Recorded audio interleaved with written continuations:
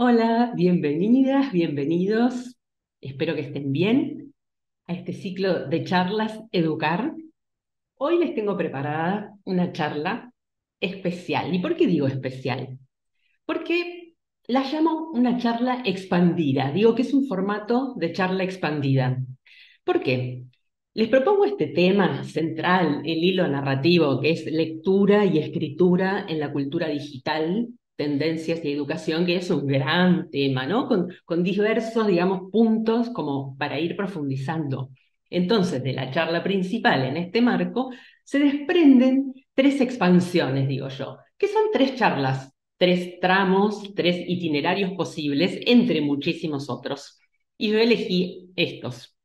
La charla que estamos teniendo ahora, que están escuchando, que están viendo, tiene este tema de las inteligencias artificiales, ¿no? Que hoy están tan en boga, ¿no? Como en el podio de las celebrities, ¿no? La inteligencia artificial como asistente virtual, ¿sí? Para la producción. Puede ser escritura u otro tipo de producciones. Entonces, bueno, vamos a empezar. Las otras dos charlas, les quiero decir, las otras dos expansiones, son charlas complementarias a esta. Esta, como las otras dos, es autoconclusiva, es decir, ahora voy a empezar a conversar y después la voy a terminar y va a cerrar. Pero, lo interesante es que con las otras dos se complementan muy bien, entonces si tienen tiempo en algún momento y tienen ganas, pueden ver las otras dos. Las otras dos tienen un tema que es la desconexión, el derecho a la desconexión digital, que es un gran tema, el derecho a la desconexión digital, y el otro tema que es el ecosistema de pantallas y de plataformas, que también es otro gran tema que tiene que ver con todo este hilo narrativo. Bueno, vamos ya a lo que nos trajo ahora, que son, me falta pasar la pantalla, disculpen, les quiero mostrar, a mí me gustan mucho las imágenes, ya saben, los que me conocen, entonces, bueno, las inteligencias artificiales. ¿Qué hablar? Ni hablar, digo, del imaginario que tenemos con las inteligencias artificiales, ¿eh? En la literatura fantástica, en la literatura de ciencia ficción, en nuestra imaginación, en nuestra realidad, ¿no? Las investigaciones que ya vienen desde 1950, ¿no? De Alan Turing en adelante. Y digo, recuerdo películas como 2001 Odisea del Espacio, con esa especie de ojo corpóreo, que era lo único corpóreo que tenía esa máquina inteligencia artificial que era HAL 9000, que conducía la nave y conversaba, ¿no? con los astronautas, que bueno, termina siendo más que una película de ciencia ficción, como un tratado filosófico acerca de qué somos, hacia dónde vamos, qué queremos. Bueno, pienso en Blade Runner, ¿no? Y los replicantes, ¿sí? Cómo distinguir una inteligencia artificial, un replicante de un ser humano. Bueno, Imitation Game, esa película que trata sobre Alan Turing, pero también que está el test que inventó Alan Turing para poder supuestamente distinguir entre un robot, una inteligencia artificial y un ser humano.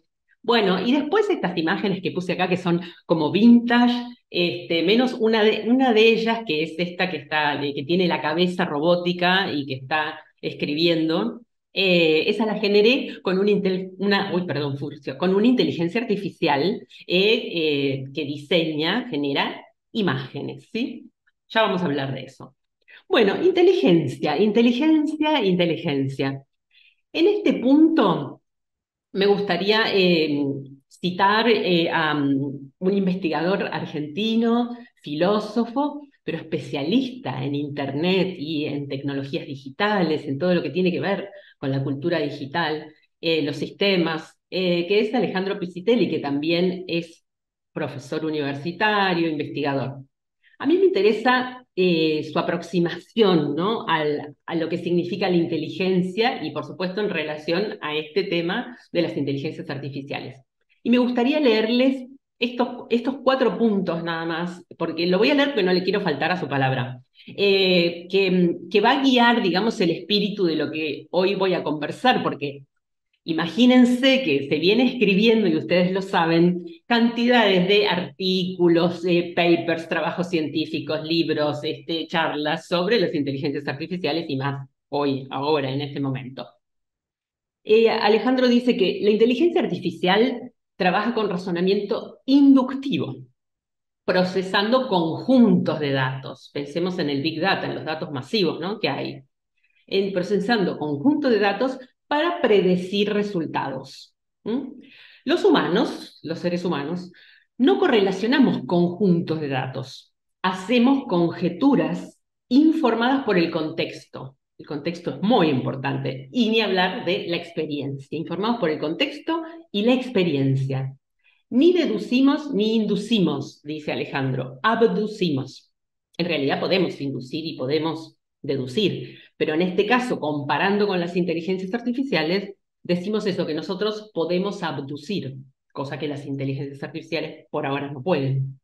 La inteligencia humana, dice Alejandro y coincido, es una red de las mejores conjeturas que podemos formular, dado lo que sabemos del mundo, decíamos, el contexto y la experiencia, que es fundamental, la memoria, ¿no?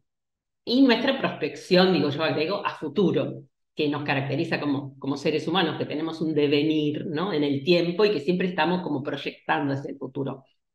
Bueno, y este tipo de razonamiento intuitivo, que es la abducción, dice Alejandro, no es programable. Atención, hasta ahora no se puede programar. Sin embargo, es el corazón del sentido común. Entonces a mí me interesa, digamos, que este punteo nos guíe en lo que vamos a ir conversando, ¿no? Sobre la inteligencia artificial. Primero, como bióloga, quiero aclarar, porque además de todas las cosas que trabajo en tecnología educativa, en cultura digital, en narrativas interactivas, en fin, en todo lo que hago en el área educativa, vengo haciendo desde hace 15 años, de profesión original soy bióloga, ¿no? Bióloga de ciencias exactas y naturales.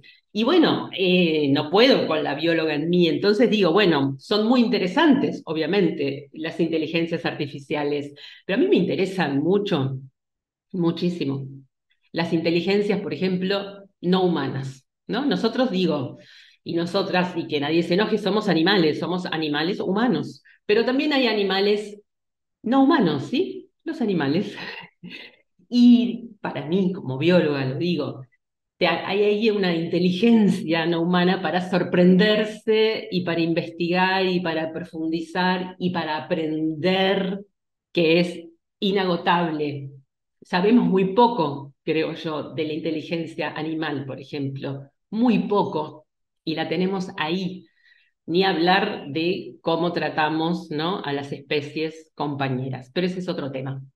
Por ejemplo, voy a hablar solamente, yo voy hablando de algunos autores, autoras, no porque tenga alguna afiliación en particular, sino porque me parece que son muy buenos para ilustrar estos puntos que quiero que veamos juntos y juntas. Por ejemplo, esta escritora, filósofa, investigadora belga que se llama Vinciane Depré, que viene en los últimos años escribiendo, investigando mucho sobre la inteligencia no humana. Escribió estos libros, que yo les comparto acá las tapas, Autobiografía de un pulpo y otros relatos de anticipación, donde hace también, además de investigación que tiene que ver con ciencia, ficción especulativa, que nos interesa y nos aporta mucho, ¿no? La ficción especulativa, ¿no? A imaginar mundos y además a tratar de aproximarnos a comprender lo que no comprendemos solamente una inteligencia que llamamos artificial, sino las inteligencias no humanas, que las tenemos mucho más cerca y nos son más próximas y más compañeras, digo, ¿no? De carne y hueso como nosotros. Autobiografía de un pulpo, decía, son títulos muy sugerentes. ¿Qué dirían los animales si les hiciéramos las preguntas correctas? ¿Qué título y qué libro hermoso? O Habitar como un pájaro, ¿sí? Son modos de hacer y de pensar los territorios, como lo hacen los animales, en este caso los pájaros. Hay inteligencia y hay emociones, y no vamos a seguir discutiendo estos temas, porque bueno, no es el espacio, pero tener en cuenta que, por ejemplo, pensemos en un pulpo que hasta hace muy poco, digamos, incluso en el ámbito de la ciencia, no se pensaba tanto en la parte, digamos, cognitiva de los pulpos, ¿no? Que tienen una cognición, podríamos decir, distribuida, no un solo cerebro, ¿no? Sino podríamos decir que 9 cerebros, un cerebro principal más otros cerebros en los brazos, que solemos llamar tentáculos porque son los brazos, porque tienen neuronas en los brazos, ¿no? Un sistema nervioso distribuido, una cognición distribuida que para nosotros es inconcebible. O sea, no solo la inteligencia artificial, tenemos el caso más cercano de los pulpos y de esa sensibilidad y de qué manera se pueden relacionar y se vinculan a través de esa inteligencia y a través de una empatía y de un reconocimiento, pueden reconocer a los seres humanos, pueden recordar. Hay mucho ahí, no es el tema de hoy. Pero bueno, tengamos esto en cuenta. Hay otras inteligencias, ¿sí? Y las inteligencias vegetales, otras inteligencias no humanas, también se viene escribiendo, investigando un montón sobre cómo conocen, cómo saben, cómo piensan las plantas, los vegetales, los hongos, cómo se comunican, ¿no? Hay estos libros, bueno, yo puse estos tres, hay cantidad. La vida de las plantas, una metafísica de la mixtura. Pensemos en los subtítulos que guían estas lecturas, ¿no? ¿Cómo piensan los bosques, sí? Los bosques, perdón, tengo mucho furcio porque me entusiasmo. Los bosques se advierten entre sí, se protegen las especies entre sí, hay colaboración. ¿Cómo piensan los peligros? ¿Cómo piensan las colaboraciones, ¿no? La parte colectiva, la colectividad, la nación de las plantas? Lo mismo que dije respecto de los animales, me impresiona muchísimo de lo que son capaces, ¿no? Los vegetales, los hongos, ahí hay inteligencias que nos pueden revelar mucho, que nos pueden ayudar sobre todo, ¿no? En el momento del planeta en el que estamos viviendo, ¿m? Sobre todo con los desastres que hemos hecho. Pero bueno, más allá de hecha esta salvedad, voy a llegar a las llamadas inteligencias artificiales y la que ahora la está rompiendo, vamos a decir, está de moda, llegó al mainstream, porque bueno, no se hablaba tanto, digamos, en la vida cotidiana de la inteligencia artificial, ¿no? Digo, más en el imaginario, como decía, y en la ficción, pero en la vida real, si uno no es programador, no es programadora, no conoce, no es experto en código, era un poco más difícil poder acercarse. Bueno, ahora yo, por ejemplo, que no sé programar y no sé de código, pude conversar con una inteligencia artificial, como seguro algunos de ustedes o algunas de ustedes lo habrán hecho o lo podrán hacer.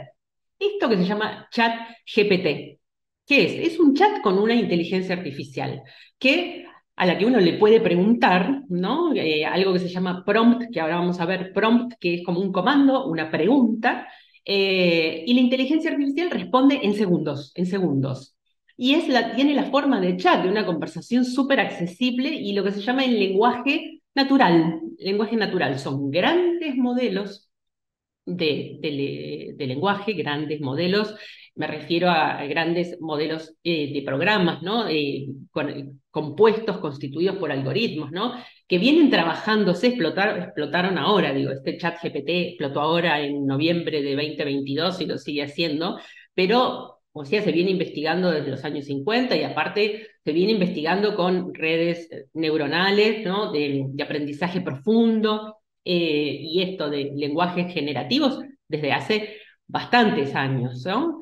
Por ejemplo, esta compañía, porque tenemos que saber qué hay detrás de esto, ¿no? Esta compañía se llama OpenAI, que está constituida, es como una especie de consorcio por diversas organizaciones, entre ellos está Elon Musk, que bueno, es el dueño de Tesla y es el dueño de SpaceX, y bueno, está en muchos proyectos y ahora compró Twitter, o sea, es uno de los mega empresarios tech de las tecnologías, ¿no? Que conforman también las GAFAM que llamamos, ¿no? Google, Apple, Facebook, Amazon, Microsoft, que no son las únicas, pero que son estas grandes mega empresas gigantes tecnológicas que tienen que ver con plataformas, con aplicaciones y con este tipo de tecnologías, podemos decir. Bueno, acá me voy a correr de la imagen, no se apuren, porque vamos a ver un pequeñito video de cómo funciona el chat GPT. Fíjense, es un chat como cualquier otro chat que ustedes hayan usado, ¿no?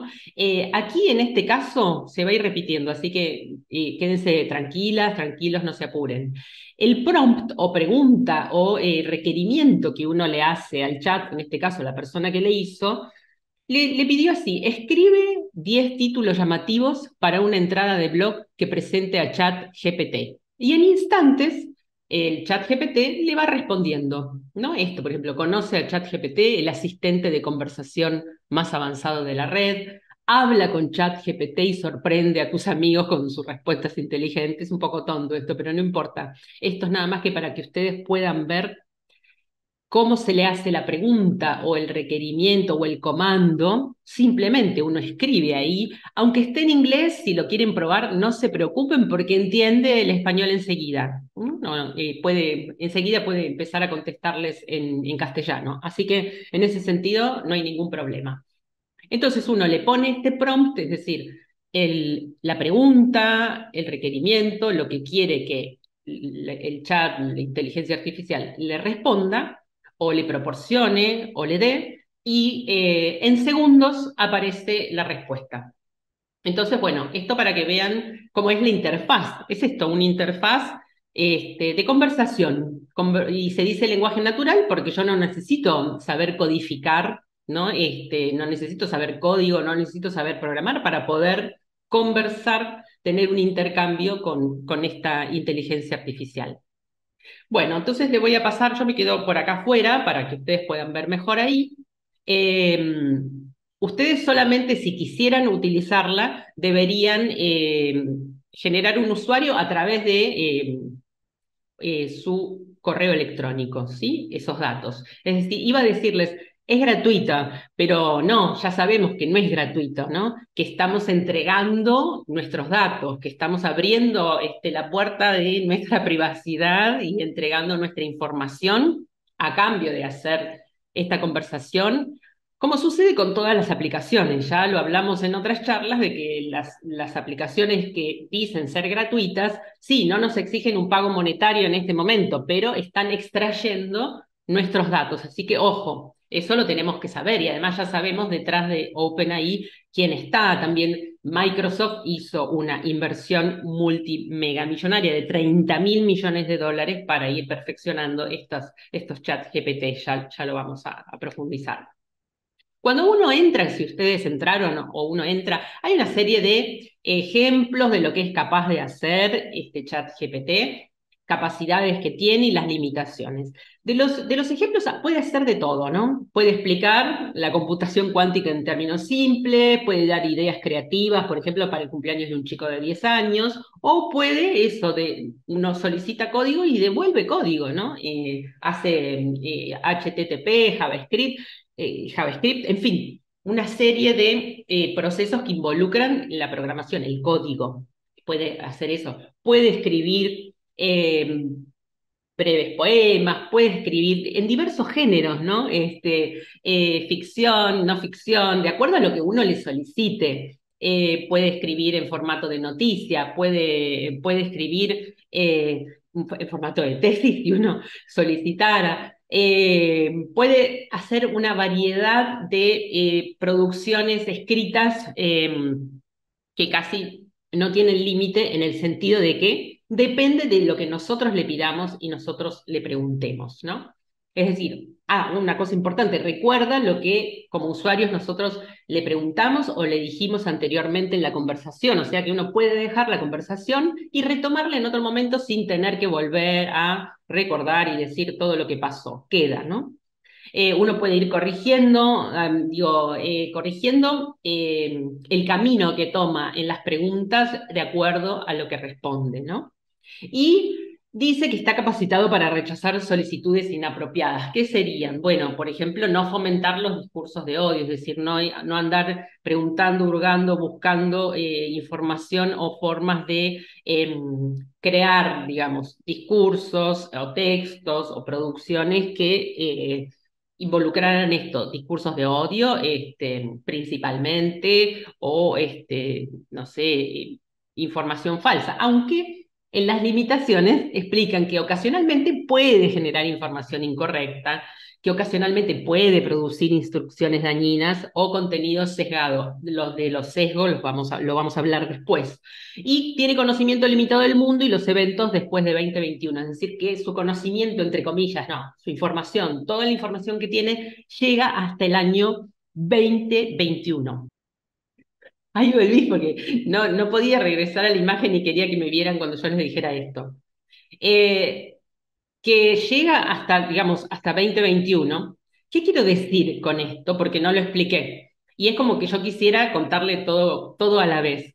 Que este chat GPT tiene antecesores, que son otros modelos que son más rudimentarios en relación a este, ¿no? O sea, a medida que vamos pasando de modelo, se supone que va ganando potencialidades, ¿sí? Empezaron las investigaciones de OpenAI, los desarrollos con el GPT-2, después el GPT-3, este chat GPT que lanzaron la versión beta en noviembre de 2022 y la abrieron al público, eso le quería decir, al público masivamente para que todos pudiesen tener esa experiencia. Y quiero aclarar también que no es que lo hicieron porque son buenos, ¿no? Eso ya lo sabemos, sino que porque es un gran campo de pruebas gratuito para ellos, ¿no? Toda esta cantidad de gente utilizando el chat GPT y alimentándolo con más información, porque es un modelo de lenguaje que se alimenta y aprende a medida que va incorporando más información. Entonces,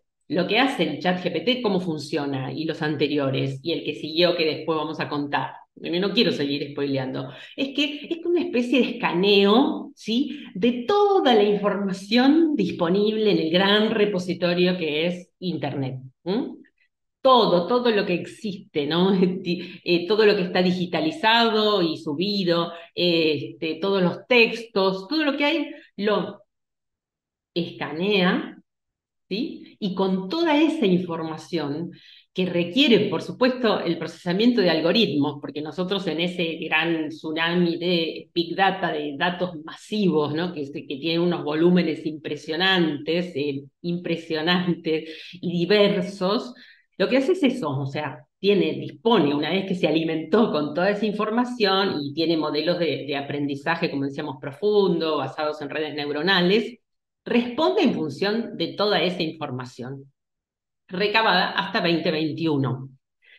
Otra cosa que quiero aclarar, que es importantísimo, no caen del cielo, como lo decíamos ya en otra de las charlas del ciclo de charlas Educar, los algoritmos de cada día, que los algoritmos, y estos son algoritmos trabajando digamos, modelos pasivos, los creamos nosotros, ¿eh? Ojo, no es que nos están atacando las inteligencias artificiales, ¿sí? O nos vienen a ayudar, depende si uno sea apocalíptico o integrado, nos vienen a ayudar las inteligencias artificiales. Son producciones nuestras, son inventos nuestros, ¿sí? Las creamos nosotros a través de la investigación, a través de la experimentación. Son nuestras producciones, por lo tanto, llevan en ellas nuestros sesgos también, es decir, nuestras creencias y nuestras verdades a medias, nuestras verdades mitad del vaso lleno, mitad del vaso vacío, es decir, llevan todo lo que nosotros tenemos, nuestra propia inteligencia es lo que es el acervo en el que se va alimentando y con el que, bueno, va haciendo un aprendizaje profundo, va haciendo un aprendizaje profundo.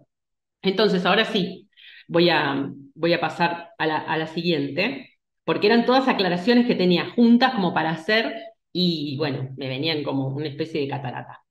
Yo le hago este tipo de preguntas como para compartir con ustedes ahora y ver qué responde. Si yo vuelvo a hacerle esta pregunta, y lo hice, comprobé varias veces, responde cosas diferentes que tienen que ver con la consigna o mi pregunta. Lo que quiero decir es que no es un copy-paste, que después me vuelve a responder lo mismo y eso. No, va haciendo diferentes arreglos, variaciones. Y las respuestas, como ahí advierte en general, son interesantes cuando, bueno, uno siempre, por supuesto, debe verificar, ¿no? Uno no confía ciegamente en estos textos, o por lo menos, bueno, la mayor parte de los que trabajan seriamente con estas cosas, no. Entonces, por supuesto, dicen, además de los sesgos, ¿no? Que pueden ser,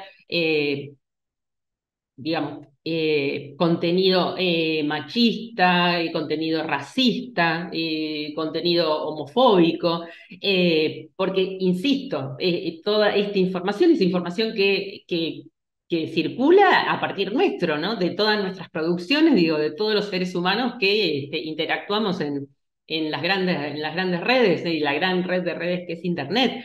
Entonces, bueno, esos sesgos que llamamos, ¿no? Están, por supuesto, dentro de los algoritmos y dentro de estos grandes modelos de lenguaje. Entonces hay que tenerlo en cuenta. Por eso, cuando uno recibe estas respuestas, estos textos, va avanzando en la conversación, porque después uno puede ir calibrando y afinando las preguntas, que es lo más importante, los prompts que se llaman, para guiar hacia donde nosotros queremos ir, lo que necesitamos, lo que buscamos, qué experiencia estamos haciendo allí. Y entonces, claro, ChatGPT me responde qué es ChatGPT, cómo funciona, ¿no? Dice esto, funciona mediante el uso de una red neuronal que se ha entrenado con una enorme cantidad de texto para comprender el contexto y generar texto coherente y convincente. Responde de una manera coherente, por supuesto, lo que no significa que lo que dice sea siempre verdad, no digo, sea contenido del que no debemos desconfiar. Siempre debemos tener en cuenta eso, que es muy importante. Y bueno, ¿cómo se podría utilizar en educación? Que es un prompt o una pregunta muy general. Y dice, bueno, puede ser utilizado de muchas maneras, incluyendo asistencia de tareas, mejora de la escritura, práctica de idiomas, investigación. Es una herramienta útil para los docentes, para los estudiantes, que proporciona información precisa y confiable en tiempo real. Bueno, nosotros tenemos que verificar eso, ¿no? Creo que acá el gran desafío de la inteligencia humana, más allá de que tenemos todavía emociones, ¿no? Empatía, hormonas, cosa que estos programas o estos modelos todavía no tienen, es que somos los editores. Alguien dijo por ahí, ya hay tanto publicado, como decía, tanto comentario y tanto post y tanto intercambio con colegas que alguien decía por ahí que somos como los DJs, ¿no? Que mezclamos, que después editamos, ¿no? Que seleccionamos todo a partir de lo que nos va Curcio, respondiendo y nos va entregando en forma de texto. Eh, Seguí preguntándole cosas interesantes como, bueno, uno de los grandes temores es que, bueno, que el desarrollo de estas inteligencias artificiales, bueno, terminen con determinados tipos de trabajos, por ejemplo, de profesiones, o bueno, va a reemplazar a los docentes en educación. No, no porque lo diga ChatGPT, sino porque lo pensamos y lo sabemos nosotros cuando aparece alguna tecnología, por decirlo de alguna manera, tan disruptiva, que provoca un momento bisagra como es hay una especie de movimiento de placas tectónicas, por hacer una analogía del ambiente, y bueno, hay estructuras que sienten el cimbronazo. Pero como todo lo nuevo, ¿no? No necesariamente tiene que terminar y dinamitar con todo lo anterior, ya lo sabemos, más allá de todo por este término y este concepto de mediamorfosis, que es la metamorfosis de los medios, en el que cohabitan determinados medios y formatos, dispositivos, plataformas, tecnologías, ¿sí? Que van coevolucionando. O sea, depende de nosotros, como siempre, porque nosotros creamos los GPTs, en este caso la inteligencia artificial. Y dice, no, ChatGPT no va a reemplazar a los docentes en la educación. En lugar de eso puede ser utilizado como una herramienta complementaria. Más allá de lo que diga ChatGPT, muchos piensan en esta inteligencia artificial como asistente virtual, como decía yo, como copiloto, ¿sí? Como un socio de diseño para codiseñar, para hacer una coautoría, por ejemplo. No en el sentido de, porque acá, bueno, interviene el tema del copyright también, ¿no? Que muchas están cuestionando, bueno, entre todo este escaneo que hace los GPTs y las inteligencias artificiales en general, de todo lo disponible en Internet, bueno, agarra de todo, digámoslo así, rápido, agarra de todo y bueno, hay muchas cosas que están supuestamente protegidas o con determinadas licencias, tienen derechos, copyrights, incluso copyleft, pero bueno, al devolver, ¿no? La respuesta o la propuesta que hace ChatGPT cuando uno le pone en el prompt, le pone la pregunta, le pone el comando, no aclara, bueno, esto tiene derechos, no, tira la respuesta.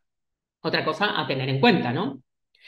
Bueno, le pregunto, supongamos que en un escenario en el que ChatGPT toma el control, ¿no? Para aquellos que son tan apocalípticos y tienen miedo de que las máquinas vengan y nos destruyan, ¿no? Al estilo Matrix, por ejemplo, ¿no? O cantidad de películas y de, como yo decía, y de ficción y de ficción especulativa que hay. Bueno, y ocupa el lugar de los docentes. Supongamos que toma el control. ¿Y qué deberíamos hacer los seres humanos? Bueno, dice, es importante tener en cuenta que aunque ChatGPT es una tecnología avanzada, no es un ser consciente y no tiene la capacidad de tomar decisiones o acciones independientes. Bueno, más allá de todo lo que me responde ahí el ChatGPT, es cierto esto, ¿no? Se podrán ir, por supuesto, cada vez perfeccionando más. Nosotros las iremos perfeccionando cada vez más, pero intentaremos, por supuesto, sacarle todo el jugo posible, y evitar todo lo que sea dañino, ¿no? Perjudicial para nosotros. Debemos sacarles partido, sacarles provecho. Después yo seguía preguntándole cosas y viendo qué me respondía, ¿no? Y me da, digamos, como 5 puntos interesantes para preparar a los estudiantes para contextos dominados por inteligencias artificiales, qué habilidades serían más relevantes. Digo, estas son preguntas sencillas que así me respondía, responde en segundos, ¿sí? Lo pueden probar recordando que ustedes tienen que proveer el correo electrónico para poder tener un usuario y utilizarla. Bueno, bueno, uno puede seguir cantidad de tiempo, ¿no?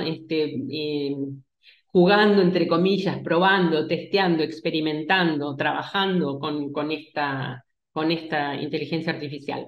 Pero acá hay algo que me interesa mucho, porque decía que hay colegas, que hay investigadores, investigadoras que por supuesto se lo están tomando muy en serio, están haciendo trabajos muy interesantes, y entre ellos está Luis Codina, y un gran investigador y periodista que propuso, digamos, una especie de guía para trabajar en educación, que es lo que nos interesa a nosotros, digamos, una perspectiva ética en relación a los sesgos, como decíamos, y un pensamiento crítico, ¿no? Es una proposición.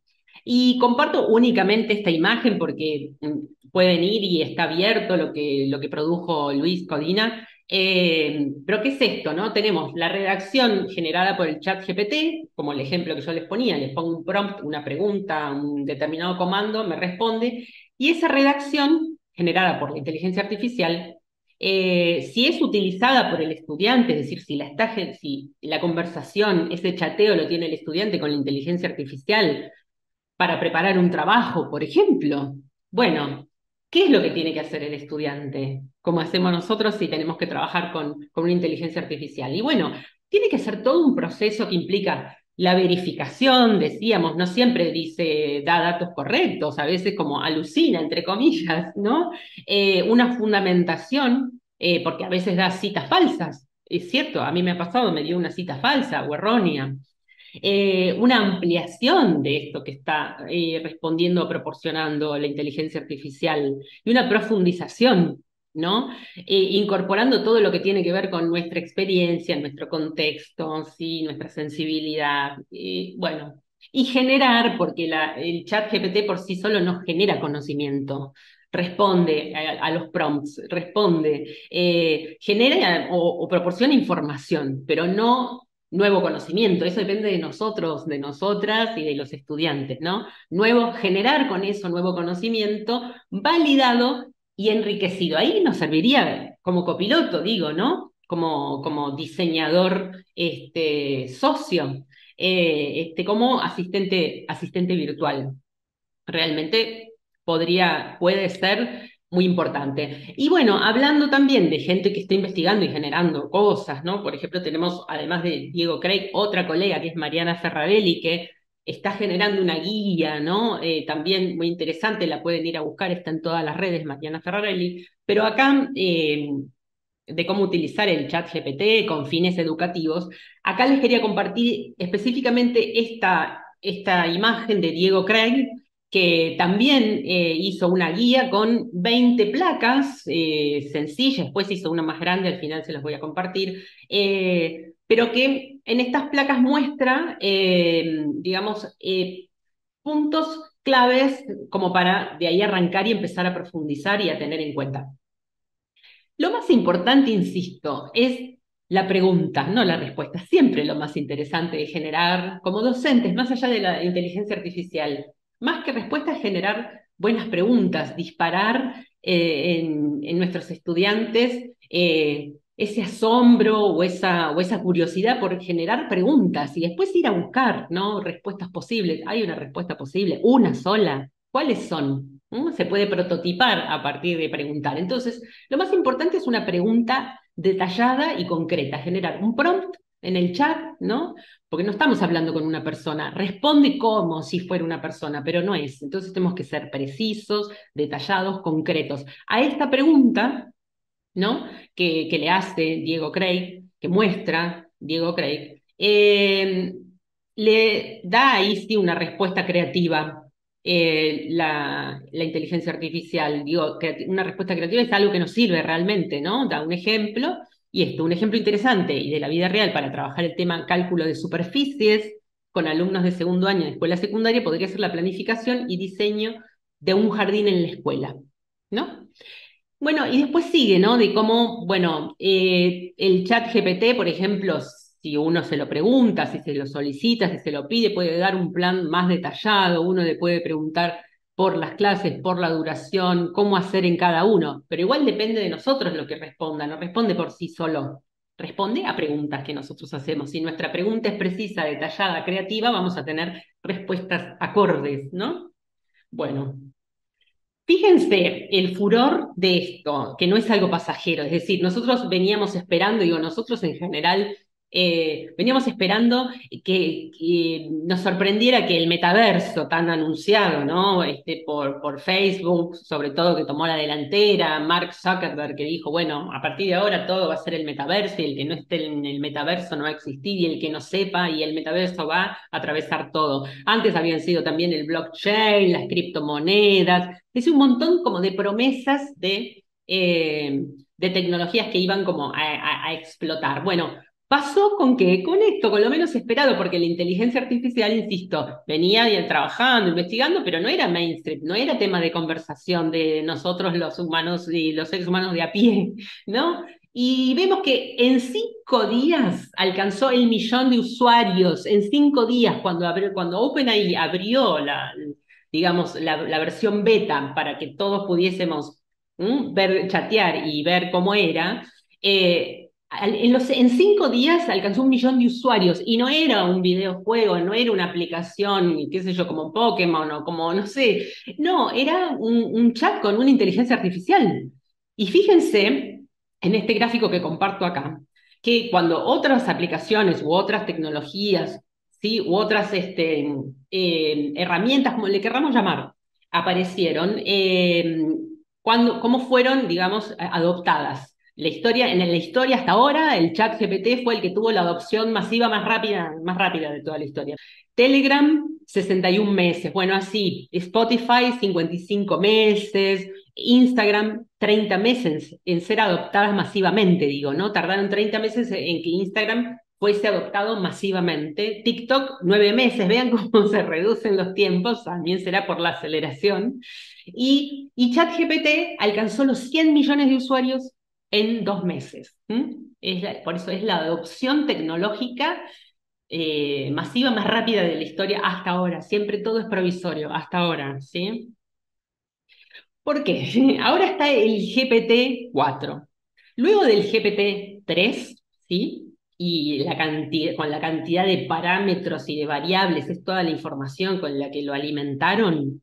Bueno, viene ahora el GPT-4 que es aumentado, no sé, mega, con billones, ¿no? De variables y de información, mucho más entrenado, mucho más afinado. Y el GPT-4, yo decía cuando hablaba de ese concepto de Pisitelli, que él decía, bueno, más que nada es la escritura, es la producción híbrida, bueno, obviamente acá ya es multimodal. ¿Qué quiere decir? La imagen que les estoy mostrando de la demostración del GPT-4, que fue hace poco tiempo, hace una cuestión de semanas, eh, mostraban un dibujo, ¿no? Como es la imagen, el dibujo de cómo yo, en este caso era esa persona, yo querría hacer un sitio web. Yo no soy diseñadora, no soy programadora, nada que me permita a mí desde cero hacer un sitio web.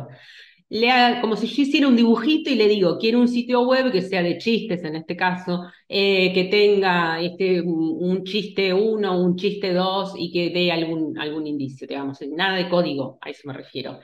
Eso, con eso se alimenta, se le pone como prompt, se le pone como pregunta o como comando al GPT-4, no es el chat GPT, al GPT-4, y devuelve un sitio web ya, ¿no? Y ahí hay un comentario de Twitter, ¿no? Que yo sigo varias personas, bueno, Damián Catanzaro, que es el que diseñó la aplicación Cafecito, dice GPT-4 de un boceto hecho a mano en papel a una página completamente funcional, HTML y también, por supuesto, tendrá CSS, JavaScript. Entonces, el GPT-4, que no está abierto al público como el chat GPT en su versión beta, sino que, bueno, es de pago. Atención, además de los datos, ahora acá ya hay un pago. Hay un chat GPT Plus, creo que sale $20 al mes, para poder tener más funcionalidades del anterior, pero el GPT-4 es otra cosa, vamos a otro nivel, va avanzando, ¿no? Estos modelos tienen un mayor aprendizaje, ¿no? Estas redes neuronales se las alimentó muchísimo más, ¿no?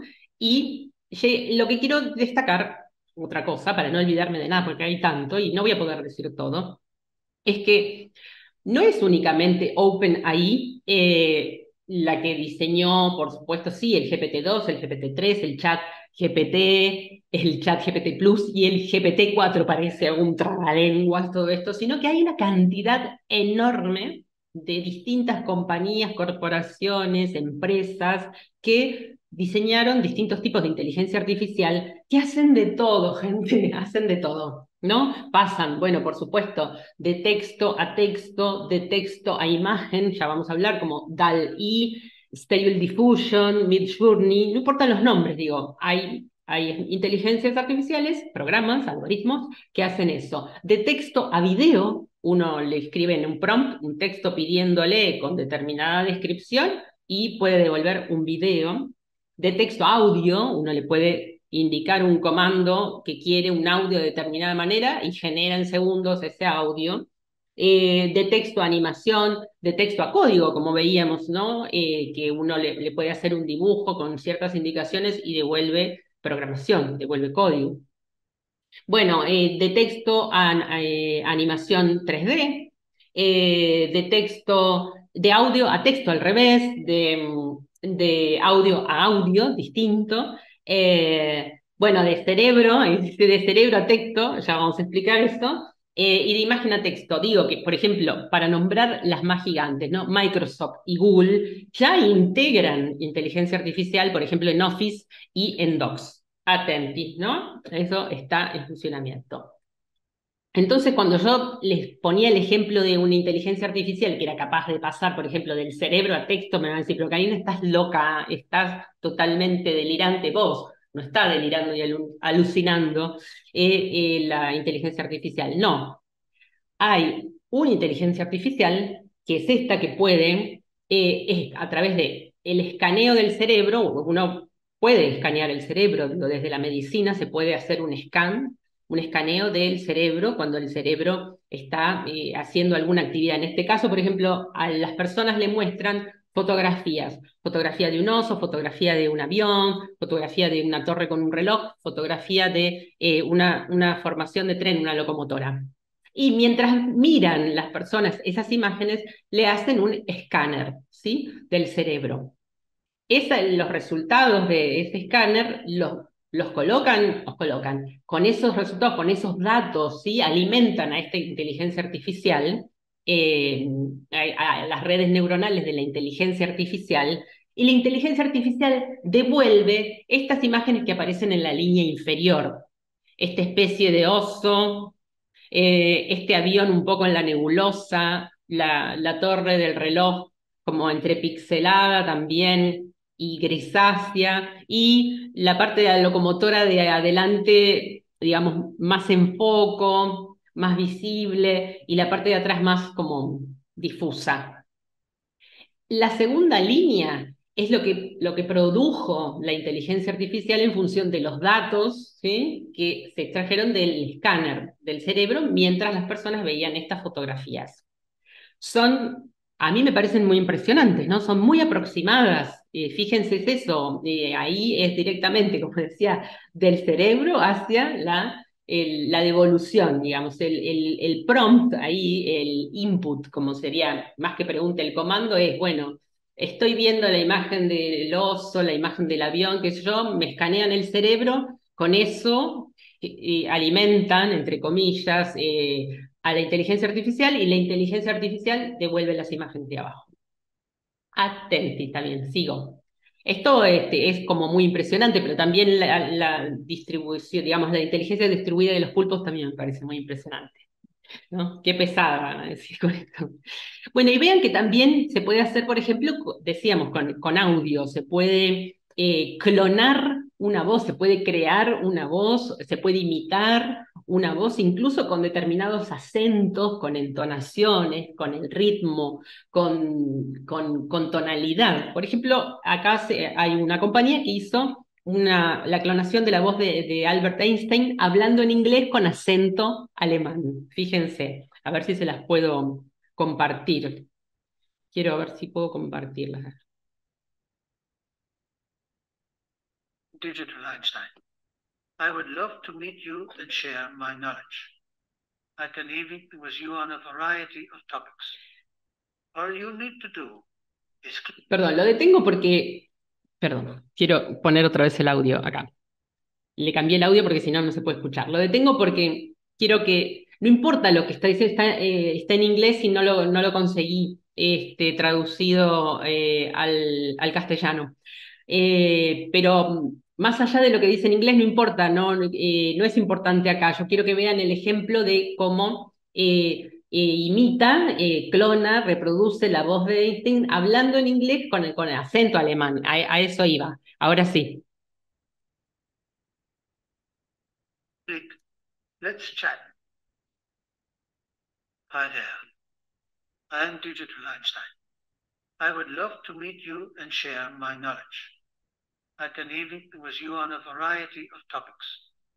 All you need to do is click Let's chat below to say hi. Speak soon. Bueno, lo dejamos a Einstein. Digo, las potencialidades para trabajar, ¿no? Si uno le da una indicación al GPT-4, en este caso lo puede hacer, no el chat GPT, una indicación u otro tipo de programas, como mostramos antes, que no sean de GPT, otros de otras compañías, de otras empresas, de otras megas, todos, ¿no? Atrás de todo eso siempre hay que tener en cuenta que hay empresas que pertenecen al capitalismo de plataformas, ¿no? Ya hablamos algo de eso en la otra charla que es complementaria, ¿no? De también ecología de las plataformas. Pero bueno, la clonación de voz, digo, tiene una gran potencialidad. Cuidado con las fake, ¿no? Con las voces fake, digamos, pueden pasarnos una voz hacernos creer que es la voz de alguien que nosotros conocemos y no es, o de gente famosa. Digo, los deepfakes vienen ocurriendo ya antes de que surgieran o explotaran o se volvieran mainstream estas inteligencias artificiales. Entonces, como siempre, hay que tener en cuenta la verificación, ¿no? De dónde vienen las cosas, siempre corroborar. Pero lo quería mostrar, digo, como parte de las cosas que puede hacer. Después está, decíamos, la inteligencia artificial, las inteligencias artificiales que pueden, a partir del comando, del prompt, de la pregunta, de lo que uno describe, devolver una imagen. Y es el caso de DALL-E 2, que también pertenece a OpenAI. Es la misma empresa en la que, insisto, es un consorcio en la que muchos pusieron dinero, Microsoft puso 30.000 millones, es decir, que ahí esto es algo que no nos pertenece a nosotros. Nosotros lo estamos usando porque ellos quieren que los usemos, no. Estamos usando porque estamos probando y también porque quieren que los usemos, pero digo, hay que tener en cuenta eso. Pero bueno, Dalí es fascinante también porque uno, si sabe dibujar o no sabe dibujar, o tiene idea de ilustración o no, es diseñador o no es diseñador, puede lograr unas imágenes maravillosas, ¿no? También el lenguaje natural es un modelo de lenguaje natural. Le escribimos un prompt, le escribimos una indicación, un comando y nos devuelve una imagen. Cuanto más detallado sea el comando, la indicación, cuanto más precisa, en el caso de Dalí, mejor va a ser lo que nos devuelve o lo que esperamos que nos devuelva la inteligencia artificial. Yo en este caso estuve practicando quería una imagen de René Descartes, pero de ficción especulativa. René Descartes con un coco en la mano en una playa de palmeras con el río Amazonas como fondo, en estilo arte digital, porque no le podría poner cualquier estilo. Fíjense lo que me devuelve en segundos. Me genera, por ejemplo, estas 4 imágenes. Me gustaron todas, pero digo, eso me sorprendió. Bueno, qué bien. Después, ¿yo qué puedo hacer? Puedo ir afinando, ¿no? Le digo, por ejemplo, René Descartes con un coco en la mano, un ojo de pez en la otra, en una playa de palmeras con el río Amazonas y la selva, y le pongo, ahí no llega a verse, estilo Quentin Tarantino. A ver qué pasa, para probar. Y me devuelve estas imágenes. Me gustan más, digo, es más aproximado a lo que vengo buscando. Y después tengo la posibilidad de ir editando también. Tiene la elección para generar, digamos, aleatoriamente, a partir de una imagen que yo le pida y que me sorprenda, como dice, sorprendeme, y a partir de una de esas imágenes genera otras. Fíjense que yo estuve practicando bastante ahí al costado. O uno puede ir editando junto con la inteligencia artificial, Furcio, para ir afinando lo que quiere hacer con la imagen. Yo tomé esta de todas esas, por ejemplo, y tengo posibilidad de editar, de pedirle a la inteligencia artificial variaciones, bueno, puede compartir, guardar. Y la empecé a editar, ¿no? Y editando, eh, teniendo como copiloto a la inteligencia artificial, llegué a una imagen como esta, que era más o menos la que yo tenía en mente, y nunca podría haber yo dibujado o pintado así, nunca. Y después le cambié el estilo y le dije, bueno, lo quiero más psicodélico, le di otras indicaciones, otros prompts, y me devolvió esta imagen. Y así, ¿no? Acá sí me aluciné yo, pero fíjense que en una conversación de lenguaje natural, insisto, una indicación y esto que devuelve, va, ¿no? Y uno lo puede ir afinando, lo puede ir guiando. Yo lo guié hasta acá, no es que Dalí me devolvió esto, no, es lo que yo conseguí en función de cómo fui guiando ese itinerario de conversación, de chat con Dalí. Esta es otra inteligencia artificial de imagen que se llama Midjourney y le dieron este prompt, esta indicación que era: el Inca Atahualpa se prepara para la guerra. ¿Mm?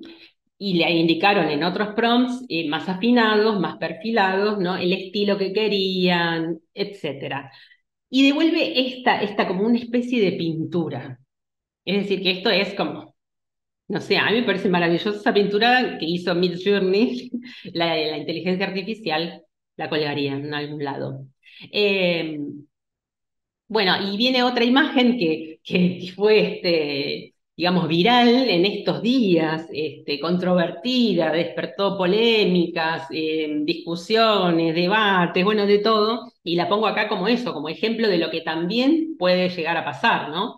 Eh, con Midjourney, pero digamos la última versión que salió, generaron esta imagen del el Papa Francisco y se hizo viral. Y había mucha gente, muchas personas, y yo lo fui a corroborar también, no sabíamos, y bueno, imaginé que podía ser, estando tan ahora en el candelero el tema de la inteligencia artificial, que podía ser una imagen generada, ¿no?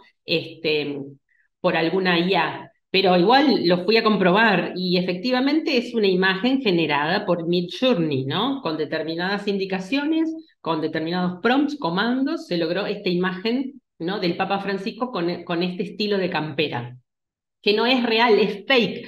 Insisto, ¿no? Todo el potencial que tiene para crear, para ayudarnos como copiloto, como codiseñadores, asistentes virtuales, y todo el potencial que tiene, como siempre, ¿no? Para hacer otro tipo de cosas como los deepfakes o el spam universal que podría generarse, ¿no? Si uno empezara a producir y a producir y a producir todo tipo de cosas falsas, eh, y si tuviese, digamos, alguna intención eh, poco transparente o no transparente, y ni siquiera sabemos también, no conocemos todo verdaderamente, todo de lo que son capaces estas inteligencias artificiales. No porque, otra vez insisto, nos caen de algún lado, nosotros las inventamos, como diría Alessandro Barico en su libro The Game, que siempre lo nombro, y él dice, bueno, todas estas invenciones, estas tecnologías, las creamos porque queríamos, las inventamos porque queríamos hacerlo. Trae, digamos, todo lo otro que debemos, digamos, tomar distancia, involucrar el pensamiento crítico, tener en cuenta la transparencia, etcétera. Veamos, por ejemplo, este otro ejemplo raro, ¿no? Que le pidieron a una IA con un prompt y determinadas descripciones que recreara a un salmón bajando por un río, ¿sí? Y lo que devolvió como imagen fue esto. Entonces es entre gracioso y preocupante, por un lado gracioso porque, bueno, parece como si fuese sushi bajando por el río, o sushi cayendo por una cascada. Preocupante por el hecho de que justamente hay que tener en cuenta que la inteligencia artificial no es una persona.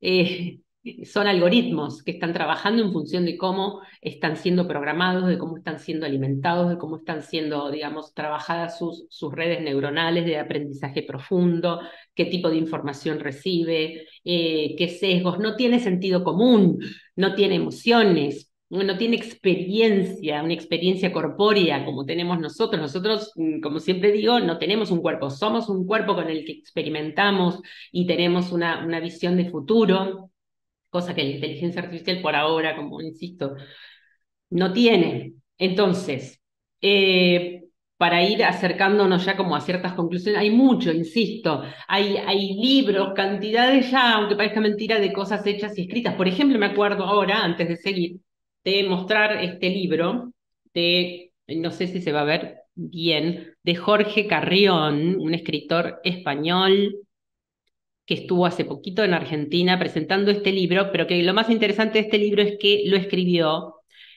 como, digamos, en coautoría, podríamos decir, como con asistencia virtual, un copiloto de GPT-2 y GPT-3. Lo hizo, por supuesto, como una experiencia, como un experimento verdaderamente, y para, por eso, indagar cómo podrían ser las literaturas artificiales, por decirlo de alguna manera muy simple. Solamente se los quería mostrar porque me parece muy, muy interesante. Jorge Carrión viene trabajando también en su literatura, en su escritura en los últimos años, el tema de las inteligencias artificiales, y bueno, desde novela hasta podcast, llegando a este libro que es un experimento que hizo con Taller Estampa de España. Bueno, digo, me podría detener en tantas cosas, pero pensemos algo, es decir, por un lado, decía, puede asustar si pensamos en Terminator, por ejemplo, ¿no? Pero pensemos también en cosas como estas, ¿no? Que en 1966 los maestros, las maestras hacían protestas contra el uso de calculadoras en los colegios, ¿no? Porque decían, uy, no, si usamos las calculadoras, chau, nadie nunca más va a poder hacer nada, ¿no? Se va a venir abajo el mundo. O cuando apareció Wikipedia en el año 2001, ¿no? La enciclopedia como digital que digamos, a la que todos y todas consultamos alguna vez o consultamos asiduamente, ¿no? También, uy, no, Wikipedia, si la usan para el colegio, si la usan en educación, chau, estamos fritos, ¿no? Como decimos, estamos en el horno, y realmente hay que tener en cuenta que las tecnologías que aparecen como disruptivas siempre traen estos debates, ¿no? Y estas cuestiones que hay que, en lugar de escapar, porque no podemos ponernos nostálgicos e irnos a un pasado analógico, que tampoco nos aseguró en ningún momento libertad ni estuvimos a salvo porque estuviese o no estuviese, sino que pensar las cosas, ¿no? pensar en las preguntas, pensar en en cómo están diseñados estos algoritmos que conforman los modelos, los grandes modelos de lenguaje que trabajan con datos masivos, ¿no? Datos masivos que están el gran repositorio que es Internet y en donde están todos nuestros datos, gente, los datos de todos, los que no somos importantes y en el sentido de, como dice Marta Peirano, ¿quién soy yo para que me espíen en el sentido de este software de vigilancia, ¿no? No, podemos no ser importantes, pero nuestros datos sí, porque nos ven estas compañías o estas empresas o estas organizaciones, ¿no? Como consumidores siempre. Nosotros somos usuarios y somos productores y compartimos, generamos contenido y siempre intentamos generar, por supuesto, conocimiento valioso, ¿no? Significativo. Pero bueno, atrás están estas empresas que no son transparentes. Los decíamos en alguna charla de los algoritmos de cada día, los algoritmos no son transparentes. Nosotros sí, nuestros datos son totalmente visibles, nuestro perfil digital en línea es totalmente abierto y a disposición de todos, porque nosotros comentamos, compartimos, subimos fotos, bajamos videos, tenemos redes, damos me gusta, debatimos, tenemos blogs. Digo, toda nuestra información está disponible para estas empresas y nosotros no sabemos cómo funcionan y cuáles son sus intereses, más allá de lo monetario y de que quieren generar negocio con nosotros. Entonces, temas a tener digamos, importantes a tener en cuenta para debatir y para discutir y para poder usar estas inteligencias artificiales. Los sesgos, recordemos los sesgos, ¿sí? El racismo, la homofobia, la violencia, los discursos de odio, ¿sí? Todo eso está incorporado en la programación, porque los que programamos, las que programamos, estos algoritmos, no soy yo, pero digo, estos algoritmos, estos programas son seres humanos, falibles. ¿Sí? Hay que tener en cuenta eso. Decíamos, los abordajes, la ética, ¿no? Porque si uno lo va a usar tanto en educación y secundaria, inicial, como quisiera, en entornos no formales educativos, en la universidad o en los trabajos, es importante la ética de decir, bueno, utilicé inteligencias artificiales, ¿no? Bueno, ¿en qué porcentaje? No sé si en qué porcentaje, pero sí indicar, bueno, se hizo, digamos, utilizando este programa de esta manera, haciendo estas, por ejemplo, Carrión, ¿no? En este libro que yo les mostraba, en la parte de la solapa, no sé si lo van a ver, pero yo se los digo, pone como autores, un poco también jugando, ¿no? Con la ironía, Jorge Carrión describe, digamos, su bio, Taller Estampa, que es el taller que le propuso a Carlos, a Jorge hacer esta experiencia, y dice GPT-2 y 3 y explica, digamos, hace una pequeña bio de lo que son GPT-2 y GPT-3. Es decir, bueno, está mostrado, está especificado, no, por eso no parece importante no tener preocupación de que si va a haber plagio, no va a haber plagio con tesis, con trabajos, o sea, hay que ser creativo para evitar ese tipo de cosas. Se exige que en la ética del uso también haya transparencia, no solo se las pedimos a las empresas que están detrás de los algoritmos y los modelos, sino de nosotros como docentes, los estudiantes, la gente que va a trabajar con estas inteligencias, ¿no? Carlos Escolari, que es otro investigador argentino radicado en España, dice que va a pasar como con los productos libres de gluten, por ejemplo, que indica la etiqueta, bueno, habrá que implementar un sistema de etiquetas que diga, bueno, este texto o esta producción es libre de inteligencia artificial o tiene un 50% de inteligencia artificial, también un poco con ironía y un poco en serio. Y bueno, y como para ir cerrando, me parece importante la declaración de Montevideo sobre inteligencia artificial y su impacto en América Latina, que es reciente, de 2023, de hace una semana, dos, y es que no hay valor social en tecnologías que simplifican tareas a unas pocas personas, generando alto riesgo para la dignidad de muchas otras, limitando sus oportunidades de desarrollo, su acceso a recursos y sus derechos. Esto es como, digamos, una de las conclusiones, ¿no? De esta declaración de Montevideo que se hizo en el marco de una charla sobre un congreso o un encuentro sobre inteligencia artificial. Esto es lo de que dice y dimensiones, es decir, hay que tener en cuenta las dimensiones en las que se insertan estos modelos, ¿no? Las dimensiones son social, ética, política, económica, laboral, histórica y ecológica también, porque todo esto deja una huella de carbono y cada clic o cada movimiento que hacemos en Internet o con programas o con aplicaciones o con tecnologías contribuye a la aceleración del cambio climático. ¿Sí?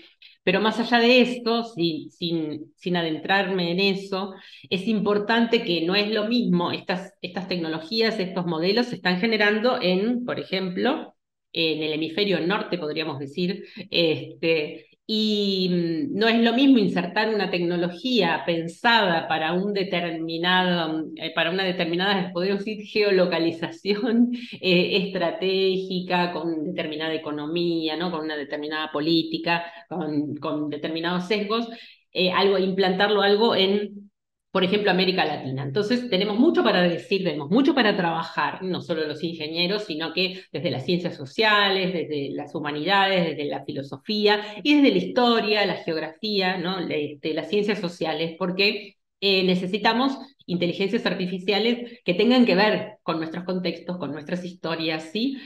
Con nuestra diversidad, para no ser arrasados desde otro punto de vista, ¿no? Para no ser dominados, para tener una soberanía, tiene que ver con la soberanía tecnológica también. Entonces, tenemos que pedir regulaciones o tenemos que trabajar conjuntamente con organismos para regulaciones en relación a los sesgos y en relación a la diversidad, como insisto, a la ética, a la transparencia, a nuestros contextos culturales que son tan importantes y son idiosincráticos, tienen que ver con nuestra identidad, no solo, obviamente, no la identidad digital, la identidad como nación también, soberanos. Así que bueno, les dejo dos recomendaciones porque hay tanto y no quiero como decir, bueno, lean esto o lean. Lo dejo acá como si les interesa.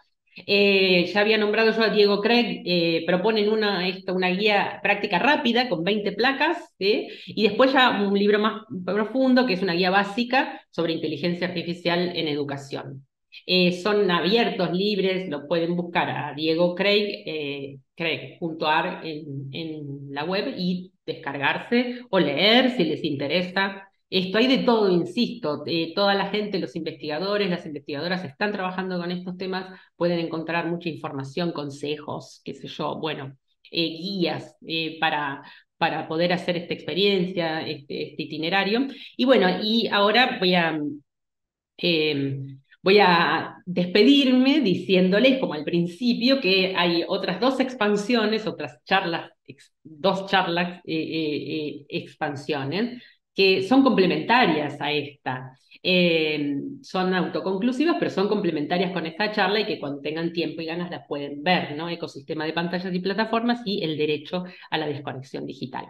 Bueno, ahora quisiera dejar de compartir para, bueno, saludarlos y bueno, espero que en mis ganas, en mis deseos y en mis ansias de tratar de mostrarles todo el panorama, de no dejar nada afuera, no los haya confundido, no las haya confundido. De todas formas,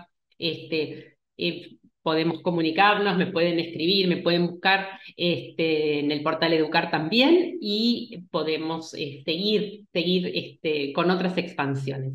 Gracias, muchas gracias por estar ahí y bueno, por haber estado y espero que les interese y que les ayude mucho.